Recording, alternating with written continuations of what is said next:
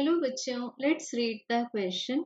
An iceberg of density 900 kg per meter cube is floating in water of density 1000 kg per meter cube.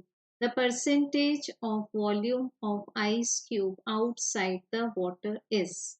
So बच्चों हमें basically consider करना है एक container में filled water. इसमें मान लेते हैं कि वाटर फिल्ड है और डेंसिटी ऑफ वाटर गिवन है 1000 kg पर मीटर क्यूब। अब बच्चों इस वाटर में एक आइसबर्ग फ्लोटिंग कंडीशन में है, सो ये मान लेते हैं हम दिस इज द आइसबर्ग। अब आइसबर्ग का जो ये पर्टिकुलर वॉल्यूम है वो वाटर के अंदर है और ये पर्टिकुलर वॉल्यूम वाटर के बाहर है। अब यहाँ गिवन है हमें density of ice as 900 kg पर मीटर क्यूब, तो certainly because density of ice is less than density of water, so इसलिए फ्लोटिंग कंडीशन में है यहाँ पर। सो बच्चों अब हमें बताना है कि ये जो आइसबर्ग का ये जो पार्ट बाहर है वो कितना परसेंटेज है टोटल वॉल्यूम का। तो इसके लिए हम मान लेते हैं कि let the volume of ice cube is V। अब यहाँ मान लेते हैं हम कि वॉल्यूम ऑफ आइस क्यूब अगर V है, मतलब पूरा जो आइस क्यूब का वॉल्यूम है वो V है।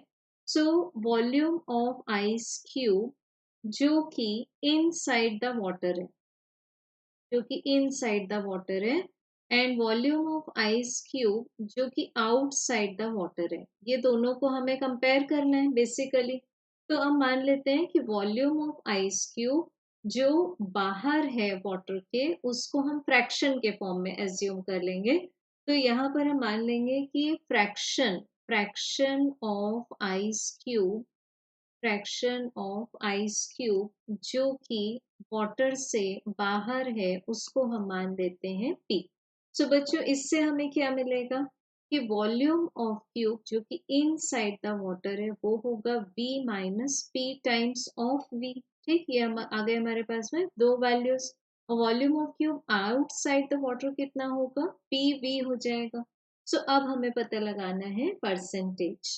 तो यहाँ पर हम बायएंसी प्रिंसिपल लगाएंगे that weight of the ice cube which is inside the water is displacing the weight of equal volume of water. It means weight of water displaced. अब weight को हम फॉर्मुलाइज करते हैं mass multiplied by acceleration due to gravity से, तो ये ice का है एंड राइट साइड में हमारे पास आएगा वाटर का मास मल्टीप्लाइड बाय जी, तो ये जी जी कैंसिल हो गया।